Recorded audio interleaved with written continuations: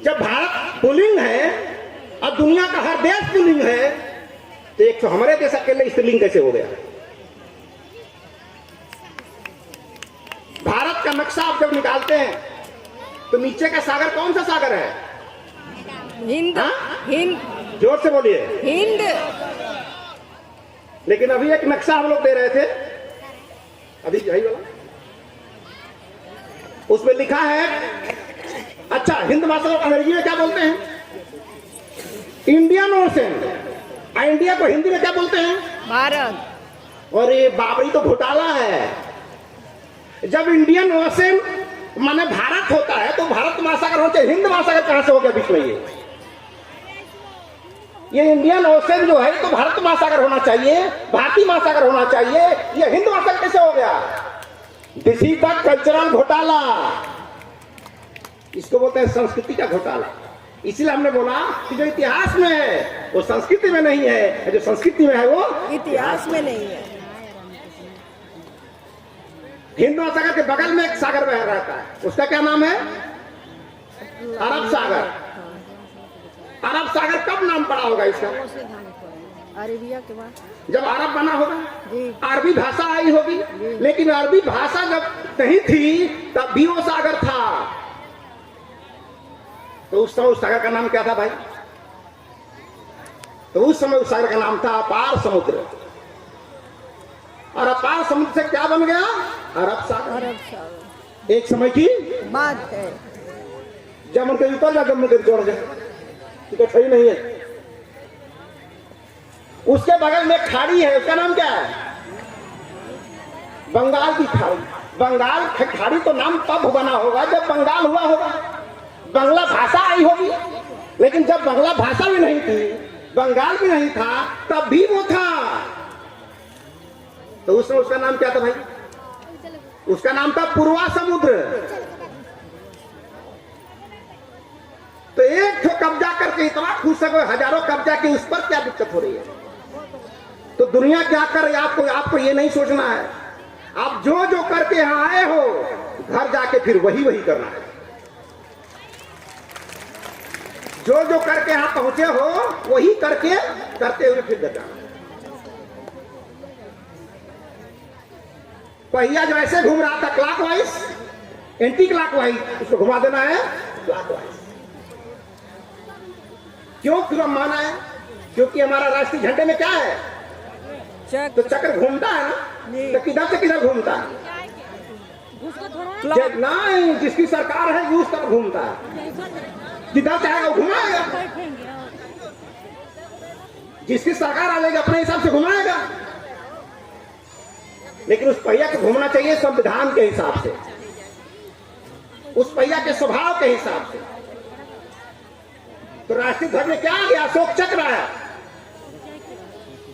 अशोक चक्र आया और उस चक्र में कितनी तिल्लियां हैं? 24। कंफ्यूजन है क्या? नहीं।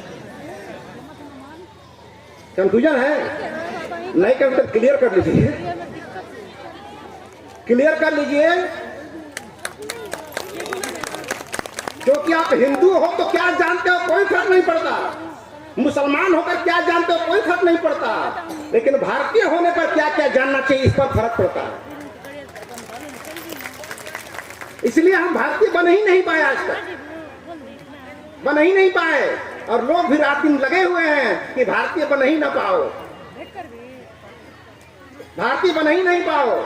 इसलिए भारतीय बनने के लिए जो चर्चा होनी चाहिए देश में, उस पर चर्चा नहीं होती है। भारतीय बनना है तो चट्टी चौराहे पे क्या होना चाहिए? वो नहीं होना चाहिए जो शिलान्यास हो रहा है, वो नहीं होना चाहिए जो उद्घाटन हो रहा है, वो नहीं होना चाहिए बाइस्कोप पर दिखाया जा रहा है। भारतीय होने के लिए ऐसा प्रतीक चिन्ह गली गली होना चाहिए जिससे भारतीय बनने की भावना डेवलप हो। और भारतीय बनने की भावना डेवलप तब होगी जब भारत के राष्ट्रीय चिन्हों को जगह जगह बनाया जाएगा। संप्रदाय का चिन्ह बनेगा तो संप्रदाय खड़ा होगा, राष्ट्र का चिन्ह खड़ा होगा तो राष्ट्र खड़ा होगा। तो आज हमको भी जगह जगह, हर चट्टी हर चौराहे पर राष्ट्रीय चिन्हों को बनाने की जरूरत है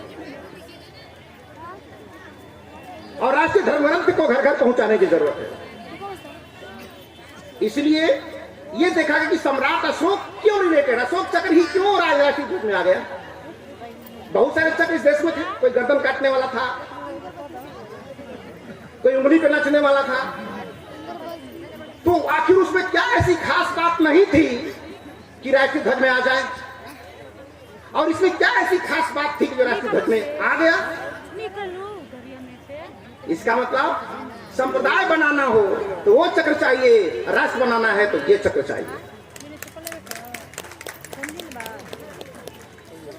और जिस देश में विभिन्न मत मतांतर के लोग रहते हैं वहां आप किसी की भावना को ठेस नहीं पहुंचा सकते, लेकिन भावना इस कदर भी ना हो कि ढोंग पखंड में लीन हो जाए, उस पर भी चोट होनी चाहिए। कभी कभी घाव थोड़ा हो जाता है ना, तो लड़का घुआ छूने नहीं देता है, तो क्या करते हैं घर वाले, हाथ पर पटक के चिल्ला रहे, गालियों दे रहे, लेकिन पटक के खिल निकाल दिया आदमी अंदर वहां से। तो कभी कभी ऐसी जरूरत पड़े तो खिल निकालने के लिए फटकना पड़ेगा कि नहीं पटकना पड़ेगा। तो कभी कभी ऐसा पटकने की कोशिश होगी तो लोग बोलते हैं मेरी आस्था को ठेस पहुंच रही है, तो क्या कर लो भाई, तुम्हारी आस्था। तो ऐसे तो आज जो ये महोत्सव है, सम्राट अशोक का जो शासन था अशोक चक्र में समाहित है, तो अशोक चक्र में क्या ऐसी खासियत है और लटिया महोत्सव से क्या हो रहा है। इतना बड़ा जन सैलाब आया है, मैं चाहता हूं कि जोरदार ताली आप लोगों की तरफ होना चाहिए, क्योंकि अभी सुनते सुनते ना आदमी आनंद लेते लेते परमानंद के चक्कर में हो जाता है।